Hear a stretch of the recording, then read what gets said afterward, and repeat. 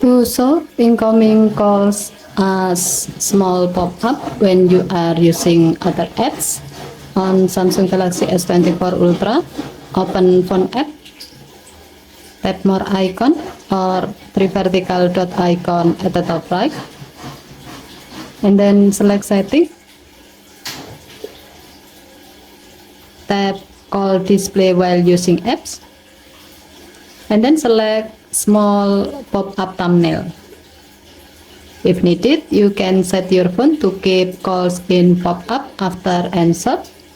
To do so, tap the gray on off switch next to keep calls in pop-up until the switch runs screen to turn it on.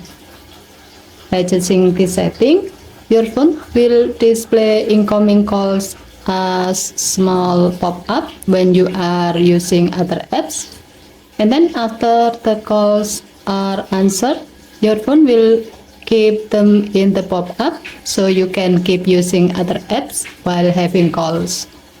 Okay, thank you for watching. Please help to like and subscribe. Have a nice day.